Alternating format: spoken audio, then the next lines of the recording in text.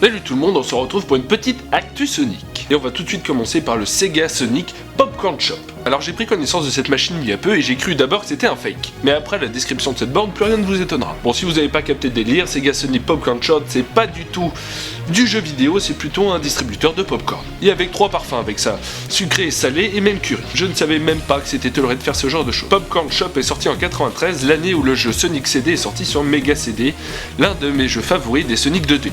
Et il y a beaucoup trop de D dans cette phrase. Pour l'histoire, on peut voir sur une vidéo datée de 2011 la borne fonctionnelle, mais ce qui était intéressant, c'est de pouvoir émuler ce jeu, ou cette vidéo de distributeur, pour qu'on puisse essayer tout ça. En gros, Eggman dans le jeu, qui ne semble avoir que ça à faire, veut empêcher Sonic de t'apporter ce délicieux bol de popcorn. Vous aurez alors à faire tourner une manivelle, ce qui brûlera Eggman au 3ème degré, ce qui vous permettra de bouffer votre popcorn en toute tranquillité. Ah, de justice. Le packaging du bol de popcorn semblait assez cool, mais au final, après 23 ans d'existence, on s'attendait pas à ça. Voilà, maintenant passons au second chapitre de la vidéo. Sega Sonic Bros.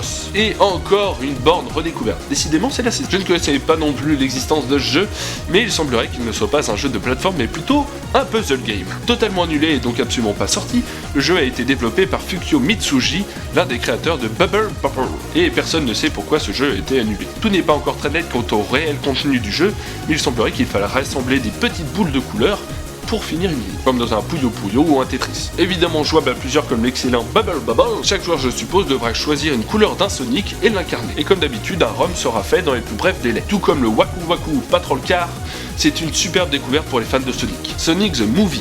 Ça fait un très long moment qu'on dit que Sonic se penche activement sur un Sonic the Movie. Si vous n'en avez absolument pas entendu parler, sachez que beaucoup de gens dont moi étaient très impatients de recevoir de nouvelles. Annoncé en 2014, le film sera repoussé en 2016, repoussé à 2018. Mais alors qu'est-ce qu'on doit attendre de ce film? Un vulgaire Sonic Boom en format long? Non, et c'est là où ça fait plaisir. Depuis une ou deux petites années, on pouvait ressentir une certaine frustration de la part des fans de Sonic. Et ça, c'est totalement fondé. Sonic Boom qui nous ferait presque ressentir de la honte quant à aimer Sonic. Voilà, ça c'est fait. Et Sega qui annonçait qu'il se concentrait uniquement sur les jeux mobiles pour Sonic.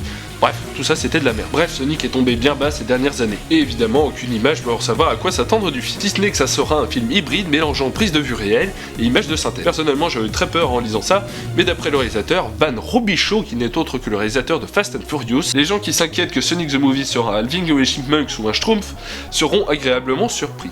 Bon bah, tant mieux hein. Et l'animation sera réalisée par un studio sous le contrôle de Sega, Marza Animation, dirigé par Yoji Naka en tant que consultant créatif. Pour vous situer, ce sont ceux qui ont réalisé l'intro de Sonic Unleashed, une des plus belles cinématiques de Sonic pour moi. Et autre point, le film sera interdit au moins de 12 ans en salle, et je crois que c'est un bon point. Van Robichaud a même racheté les meilleurs jeux de Sonic, c'est-à-dire les 1, 2, 3, Knuckles et Sonic Adventure, tout ça sur console. Mais aussi tout simplement le meilleur livre Sonic français, édité par Pixel 9, l'histoire de Sonic. C'est tout simplement la Bible Sonic française. Alors d'après le réalisateur Van Robichaud, il faudra pas s'attendre à un film qui se prend trop au sérieux comme un Shadow the Hedgehog qui était... Bon, ok, un petit peu too much peut-être, mais ce sera pas un Sonic cucu comme on a pu voir ces dernières années. Enfin, on nous propose un Sonic entre ces deux extrêmes, et si leurs promesses sont à la hauteur, on peut s'attendre à un bon film. Cependant, n'oublions pas que beaucoup de personnages de jeux vidéo se sont explosés la gueule au cinéma. Et je ne vise personne. Du tout.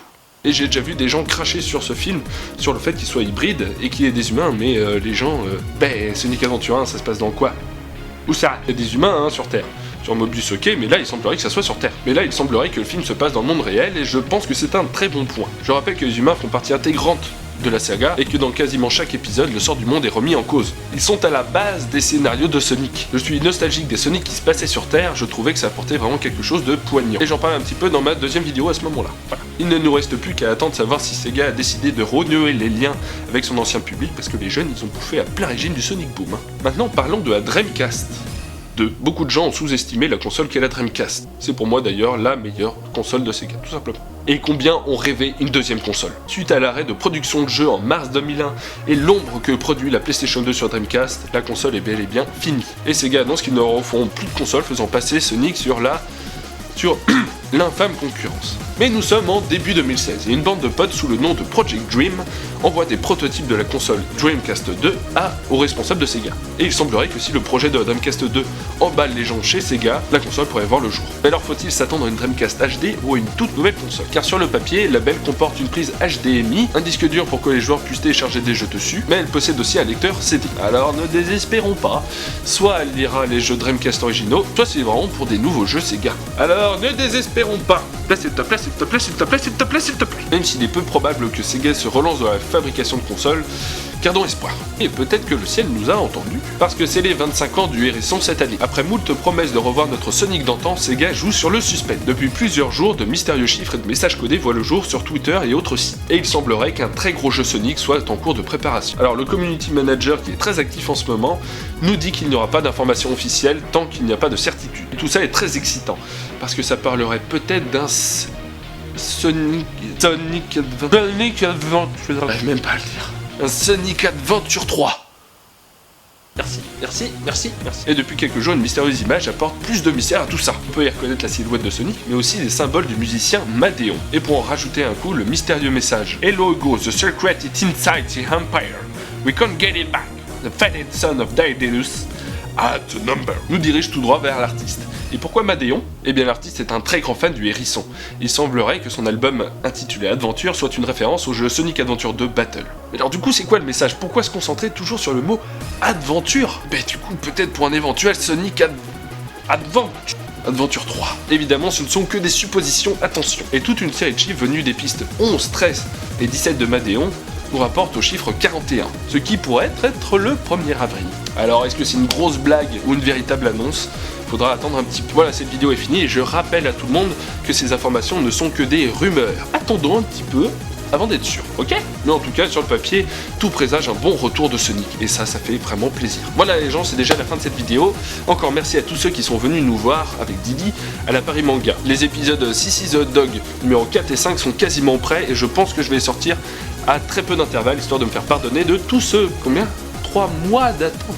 Bon, ok, il y a très longtemps que j'ai pas sorti d'épisode, mais ils vont arriver. Et je vous préviens que l'épisode 4 de Sissi The Dog sera un peu différent des 3 premiers que j'ai pu faire, mais ça sera vraiment que pour un seul épisode, vous inquiétez pas. Et le 5 sera beaucoup plus traditionnel. Si ce n'est que je me retrouverai sur Angel Island pour présenter cet épisode. Allez, bisous!